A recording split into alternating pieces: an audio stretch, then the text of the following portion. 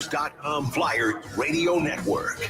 It is Flyers Postgame. Brian Smith, Jason Martinez at the East Food Hall, Wells Fargo Center as the Flyers fall in defeat against the Edmonton Oilers by a final score of 3-0. Edmonton shutting out the Flyers. That is the fifth time they have been shut out this season. And I'm not a math major. I've often claimed it, and I've never been it. But the Flyers, with being shut out 5 times at roughly 53 now games played, about 10%, 9% of their games they've been shut out this season. Yes, that would be correct. That good math? Roughly, yes. You can make any math good math by just putting the word roughly in front of it, I think, right? But math is never roughly. Math is it's not. Is kind it's of not, definitive, isn't it? Yeah, it would be. Just I guess in my everyday math is roughly. Colloquial terms. Yes. Roughly will cover it. Well, 53 games played. As I said, the fifth time they've been shut out this season.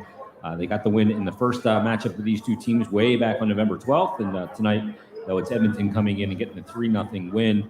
And, you certainly give a stick taps to Mikko Koskinen. Flyers outshot Edmonton in the game by 39-32 final. They had a lot of good opportunities on Koskinen, but unable to find the back of the net. And when you actually look at the expected goals model, Flyers and Edmonton pretty much even in this game. But Edmonton's a team that's not great defensively and a team that you should be able to take advantage of. And even though Koskinen's been good in his last 8 games, still can't get shut out. And to kind of steal the phrase from Tim Saunders, he's kind of a Captain Obvious one from Tim.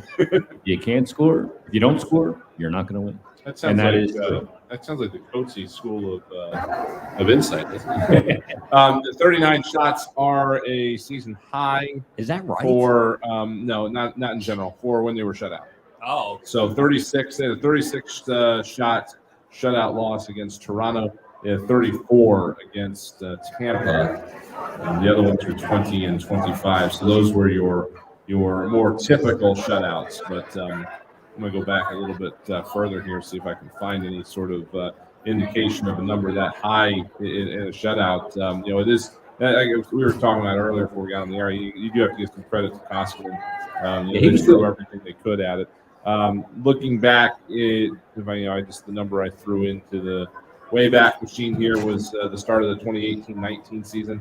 There's only one other shutout loss they've had where they had more shots. They had 46 in a shutout loss to the Devils. What's up, dude? February of 20 was when they did that. So it doesn't happen very often that you get a number like that and get a shutout. But, again, credit to Koskinen for a solid effort back there tonight. Yeah, and it's not as if there wasn't some good scoring opportunities. There was just a couple slightly missed connections tonight. I thought there was good scoring chances. And some of them, to the point that we've made before, maybe didn't count as a shot on goal, but were scoring chances. And, Sanheim was up in the play a lot. Yeah. And I thought he drove a lot of offense, but it's whatever the puck was rolling on him, just couldn't corral it and had some good scoring chances. Again, maybe not been shots on goal, but scoring chances. And I thought he played a solid game tonight. But overall, you can see, kind of what Edmonton, the problem that they create when they're playing well, and they are playing well right now, is that they draw a lot of penalties because of their speed and their skill. And then when they draw a lot of penalties, they own the puck. Right. And we talked in that Washington game, the Flyers in the first period and for the first half of the second period owned the puck and didn't defend a lot because they had the puck and they had it in the offensive zone. It's one of those things against Edmonton that's difficult. And when you put them on the power play as many times as the Flyers did in this game, that makes it. Five.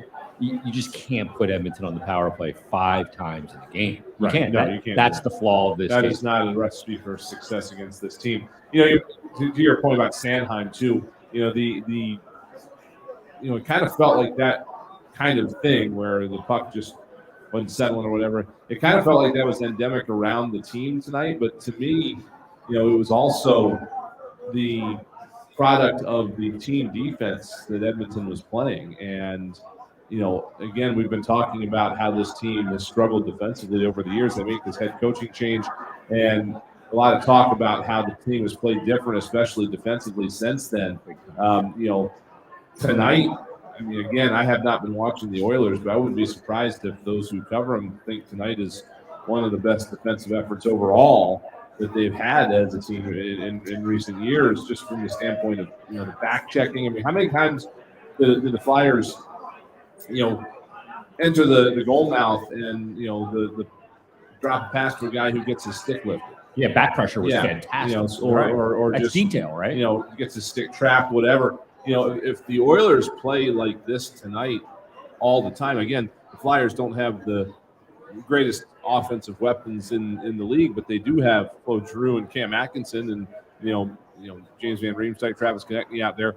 If the Oilers play defense like they did tonight for the rest of the season, you might want to watch out for them in the West, because that combined with the offensive firepower they have is going to win a lot of games.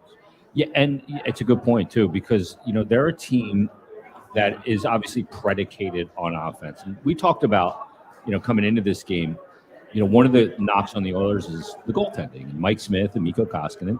But since the coaching change in his last 8 games, Koskinen comes into this one with a record of 6-0-1 and a .915 save percentage. And you look at the team, and since they made the change, I mean, they've been a much better team, much more detail, a 6-3 record, 33 goals for in those 9 games, 25 goals allowed, and a team that is playing much better and much more structured. My instinct when you say that 6-0-1 with a .915, that to me, that feels unsustainable.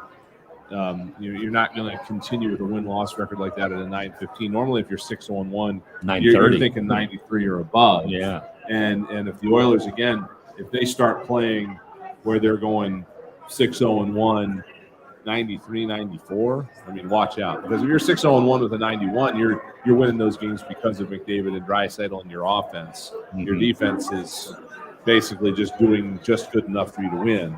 If you start winning those games with a percentage higher than that, that's a force to be reckoned with. Right?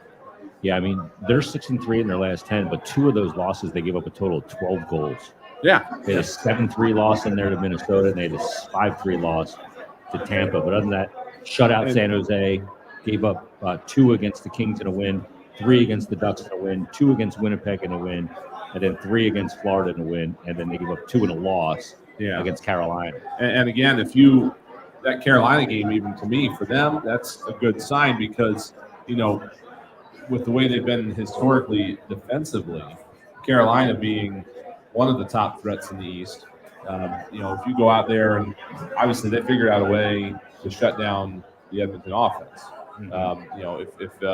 If they go into a situation like that, they shut down your offense and you're only losing 2-1 with that team, that means you're at least hanging in there defensively, and if it's normally with the Edmontons that we've seen in past years, you shut down the offense, that's going to be a 3-4-1 win, 5-1, something like that. Yeah, so that's a good sign for them. They're trending in the right direction. For the Flyers, again, I don't hate the way they played tonight, outside of the special teams. You have to be more careful than that against a team that's as dangerous as this. Not only that, but they coupled that with the 51 seconds of 5-on-3 that they weren't able to get anything on, and the power play surrounding that 5-on-3 as well. The first part of that, and then after the 5-on-3 ended, just unable to cash in. And again, maybe this is part of something we've talked about quite a bit, is that this team has to work so hard, so often to score goals. Yeah, to just get goals off the rush has been very, very difficult for them this season. Defensively, I thought they did a good job. Basically, they gave up 2 goals to Edmonton. The third's an empty netter. Mm-hmm. Goes against your team goals against, but it does not go against Carter Hart. I thought he was good in the game. Sometimes for this team, and far too many times for this team, really kind of where we are, why we are where we are, is because the inability to score and not have to work so hard and expend so much energy for everything. Yeah, and again, that went back to well before the Flyers encountered all their troubles. October the 27th is when the offense for this team dried up. They went a whole 5 weeks at that rate, about a 1.8 goals per game average, before they finally made a coaching change and said, we got to try something different. This isn't working. And to Mike Yo's credit, he comes in. You're kind of tasked with making some changes, but that's when the injuries hit from mid-December on. So, I don't know that Yo has had a fair shake at putting in changes that might generate more offense.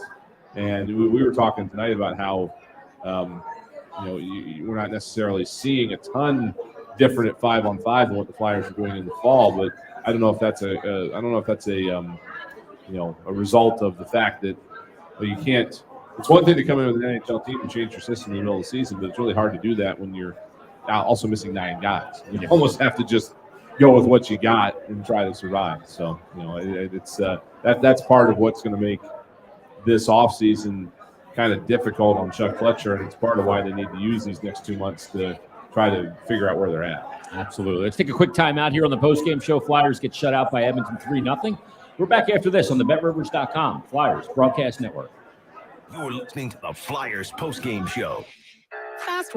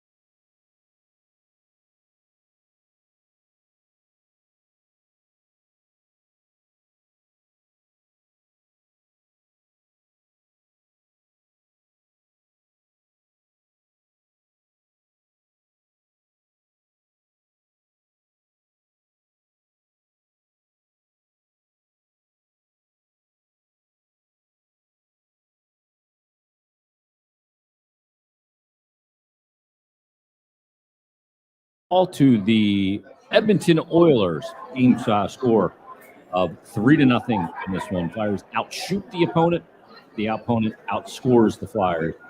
And it's the 5th time they've been shut out this year. Shots in the game, 39-32 in favor of the Flyers, 31-28 faceoffs, 27-19 the hits. But key stat here tonight, Bri, is Flyers with 10 minutes of penalty time to 4 minutes for Edmonton. Yeah. Big difference. Yep. And the 4 minutes that they had comprised the 5-on-3. Yeah. And if that you get a goal there, it might be a different story. I don't know, but again, the danger of the team notwithstanding, when you are killing penalties, you expend energy, and in the particular case of the second period, the Flyers were down a man for 6 minutes in that period, and so you've got to put a lot out there to try to defend that. And I don't know how many shorthanded goals this team has given up, but I bet it's not many. This isn't a team that you're going to be able to cheat a little bit and try to spring and get a shorthanded goal. You're going to spend most of the time killing. So that's time you're not attacking. So it has a lot of different factors there. Not only that, but being on the PK the whole period disrupts the flow of the bench significantly. Yeah. It really does. And, if you're not on the penalty kill, and a lot of guys aren't, then, you may go in that 6 minutes that you're killing penalties. Some of the ice time for some of the players in the second period, I imagine, is in the 4-minute range, 3-minute range. Yeah. Because of that. Yep. So you have to lean on certain players, and, then those guys got to rest. So, you go out and you're trying to. Those are hard minutes now. Oh, yeah. Especially against guys like this. I mean, it's bad in a long enough. change second period. Yeah, bad enough in a normal circumstance against a normal team, but when you got the firepower that these guys have, that takes some effort. Yeah, and you couple that. Okay, you're dealing with David Draisaitl in that power play, which is great, and then you're doing it in the second period where making a change is even more difficult because of the long change, and you exert way more energy killing penalties than you do on the power play, right? Because you're chasing the play and you don't have the puck. And that's far more higher exertion levels than for the team that has the puck. And then, the players that are on the PK, they're now used more tired, and are unable to kind of, chip in offensively when you go back to 5-on-5. Yeah, it affects a lot of different things. Yeah. We talked about getting pucks on this goaltender, and the Flyers did that. 16 of their 18 skaters had at least one shot on goal. Everybody had at least one shot attempt. Flyers had 69 shot attempts in this game total. The Oilers had almost as many, but not quite. They ended up with 55, so 69-55. So that's a fairly considerate advantage. But again, just credit to the goaltender for the way they play. And again, a lot of those other opportunities the Flyers had don't even go down as shots. The ones that were back checked. I mean, you have 69 shots on goal, and you probably had a potential for, I don't know, another 5 to 7 if certain back checks aren't made. Yeah, where they're able to, instead of the puck going on net, it just continues on through the slot, or it just sits there and somebody clears it. That is one thing I'd be interested. We're talking about public analytics versus team analytics. That's one thing that is not publicly available, to the best of my knowledge, is things like that. Stick lifts and stick checks and canceling out a guy in front of the net so he doesn't get a shot off like that. That's I'm sure teams are looking at that, but I don't know how it's qualified. Teams absolutely are. And we had Ian Anderson on Flyers Daily today, who's the Flyers director of analytics. All right, I'm going to say something now. Okay, I have a few things to say. All right. And you kind of teed me up there without even knowing you were going to do it. Okay, good. So, a couple things. I just want to get these off my chest before I drive home, because I don't like being angry, But look, some people may not want to hear this, but I peruse social media while I'm watching the game. I don't tweet a lot anymore. I use Twitter for promotional purposes only, because it needed to save my sanity. Right. And I try not to go back and forth with people, and it is what it is. Twitter is what it is. The cesspool of our world, for the most part. There's some nice people. Yeah, it's evolved. So it could be a whole other conversation. Yeah. So I saw a lot of people saying, "Well, this team, Edmonton team, is horrific defensively, and they're getting shut out." And look, you can't get shut out. You can't. I agree. Right. But you cannot look at a team and where it is through 53 games and use the 53 game sample size and assume that's what the team is at this moment. Right. there are ebbs and flows to a hockey season. They went through a stretch where they sucked defensively. Mm-hmm. The goalies couldn't stop a beach ball from the blue line. But in their last 10 games, that is not who they are. So you cannot judge them on the cumulative 53 Right. today. You judge them on what they are of late. And they have been a much better defensive team. They have been a much better detail-oriented 200-foot team. And they have gotten some goaltending. That's number one. Right. Yep. I'm still not done. Number two, I see people freaking out about reports that Free Chad, Elliot Friedman, that Rasmus Ristolainen will consider re-signing here, number around 6x6. And I know that he is not an analytics darling. And I know a lot of people wanted me to ask Ian Anderson, did he sanction or did he sign off on Rasmus Ristolainen? And as I said on the podcast, you know, we weren't going to talk about specific players and we weren't going to talk about proprietary information. Right. This was, the interview was to gain an understanding on the difference between team analytics and public analytics, their deployment, their use, their gathering, and you know the ways that you can use them and you can move with them going forward to an even higher degree to give you more information. Mm-hmm. So obviously I didn't ask about Rasmus Ristolainen, and I know the analyst community hates Rasmus Ristolainen. It's not personal, it's just the numbers, right? But if the team were to extend him, and I don't know if they're going to or they're not going to, the players got to make a decision, the team's got to make a decision. Right. But the team has committed 5 full-time staff members, 5 that are making a good salary. Would they hire the 5 people to do analytics, pay them a good salary, and just ignore them? Right. Yeah. You know, there's something there. I always look for the shred of logic in our world. Why would you hire 5 people in an analytics department if team analytics were the same as public analytics and just ignore them? Right. Yeah. You're not going to do that. That's like me hiring 5 accountants for my business going, you know what, I'm going to do the taxes though. That doesn't make any sense. And one last, since I'm here dumping it, I know a lot of people want to see the kids play. I do too. I do as well. I want to see Cam York. I want to see Morgan Frost. I want to see him play with skilled players. And they're going, why is Derek Brassard in the line? He's not the future. And you're right. He's not. He's barely even present. But I think the only reason you're seeing him, sometimes you have to go to the second level of thinking.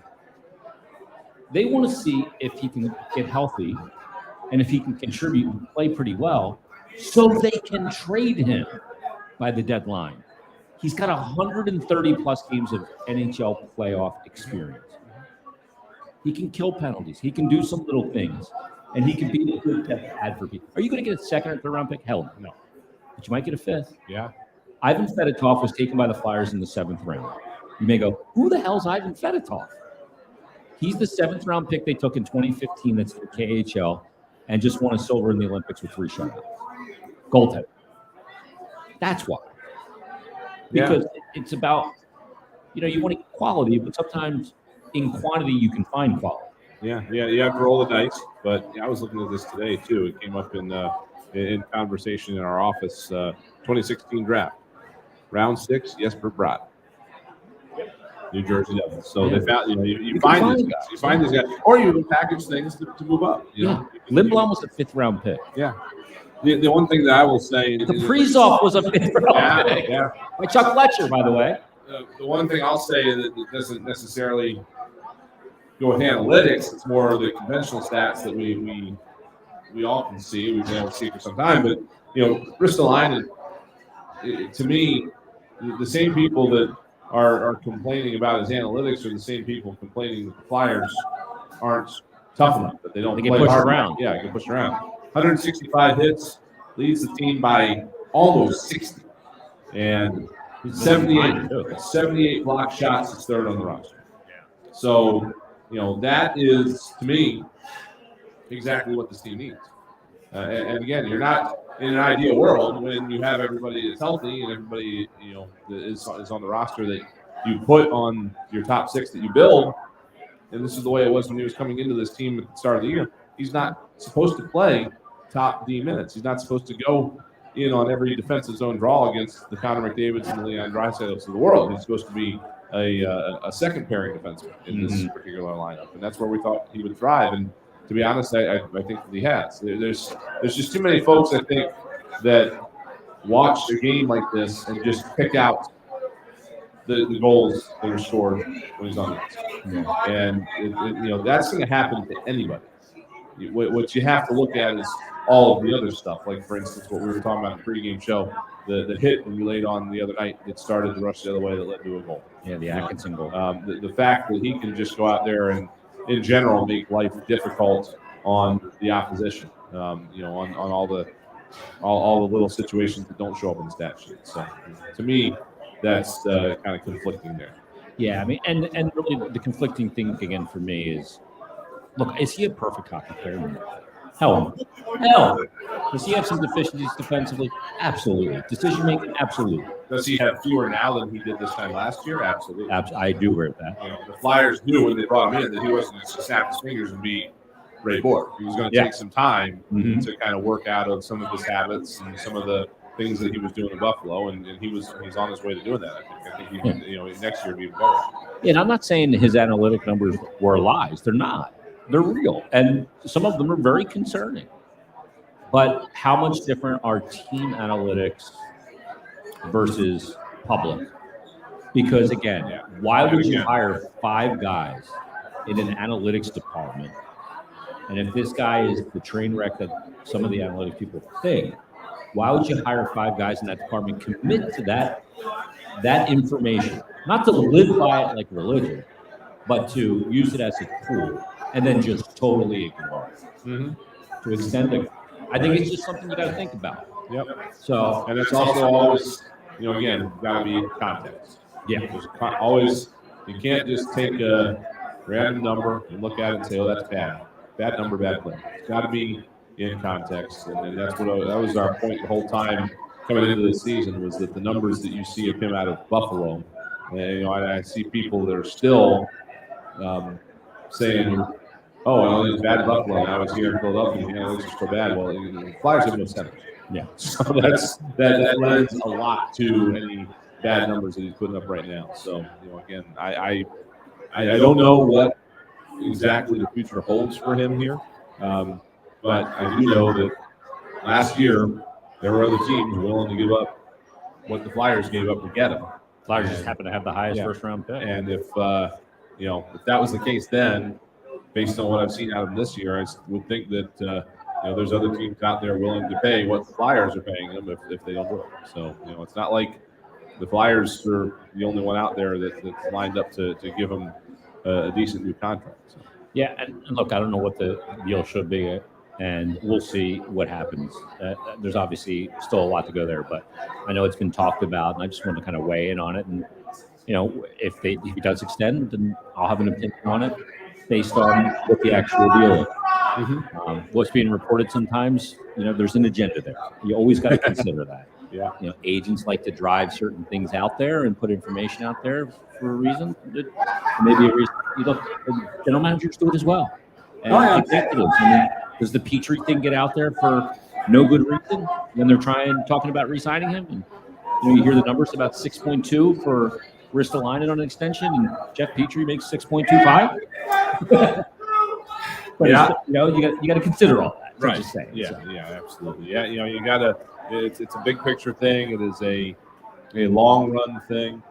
You're not. You're talking. The term you're talking about with him does not take him till he's 38 or anything silly like that. It goes right through his prime.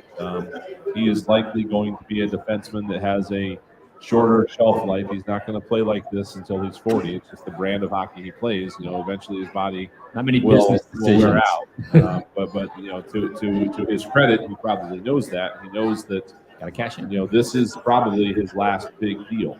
Yeah, so kudos to him for taking what might be the best thing out there for him. But again, I would if I'm him, I'd be very careful about what I turn down and don't turn down if what's out there is recorded is correct. Absolutely.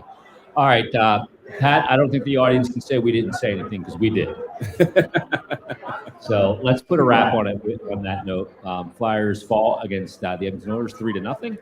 And coming up, we'll be back here on Thursday. The Flyers take on kind of the aforementioned or alluded to Minnesota Wild. So we'll get to see Kaprizov in that game coming up on Wednesday or Thursday evening. And the homestand will continue. So let's thank a few people before we get out of here. Let's start with our in-studio engineer, Pat Egan. Pat, who was on highlights tonight?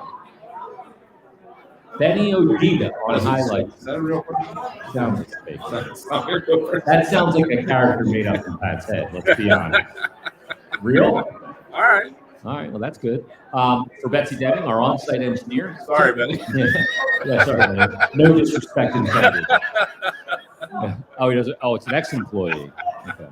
For Tim Saunders, Steve Coates, Brian Smith, I'm Jason Martinez. You've been listening to Philadelphia Flyers Hockey on the BetRivers.com Flyers Broadcast Network. Have a good night, everybody.